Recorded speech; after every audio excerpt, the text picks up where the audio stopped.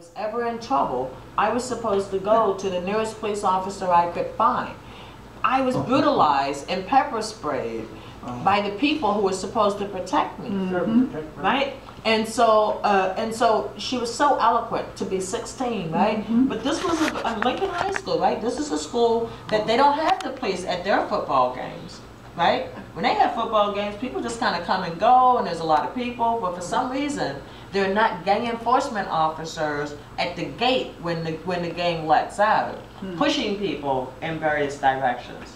Okay, I know this is sort of an anomaly, but I don't remember whether you recall what happened this past summer on MLK and Shaver, or by the Miracles. Yes, I do. That was wonderful. And do you mind?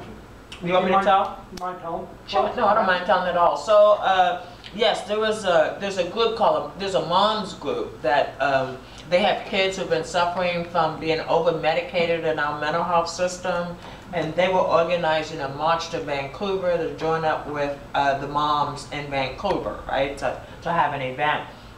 And they just happened to be marching down the street and singing and chanting, and they turned a corner onto Martin Luther King Boulevard right around Shaver, and they come face to face to a traffic stop.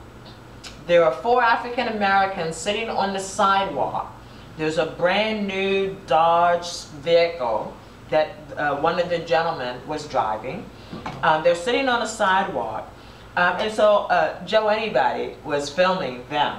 And so when they came around the corner and they saw this traffic stop, and they saw people standing around, they said, "What's going on?" And so one of the young men said, well, you know, they wanted to search my car. And I said no. And what the police say to people who they believe have no power is, you can let me search you, it'll take 5 minutes.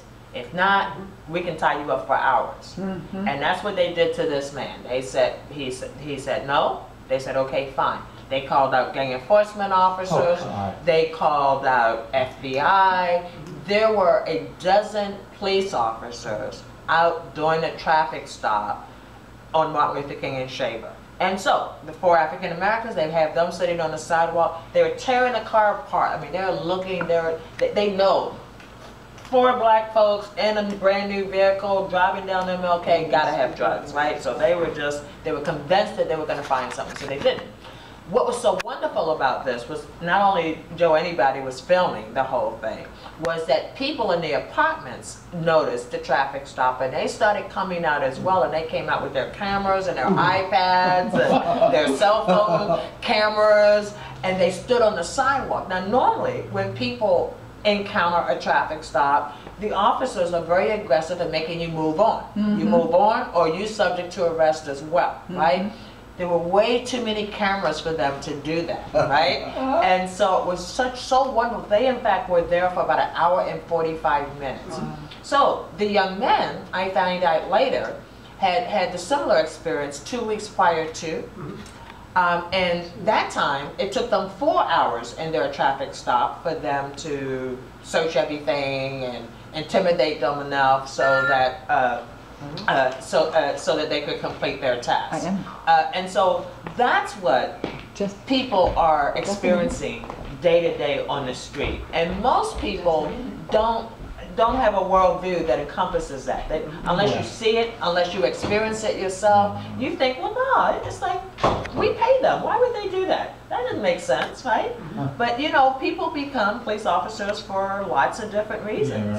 But when you have a culture that says, no one does anything wrong, no one can be fired, and the public, the only problem is you just don't understand why we did what we did.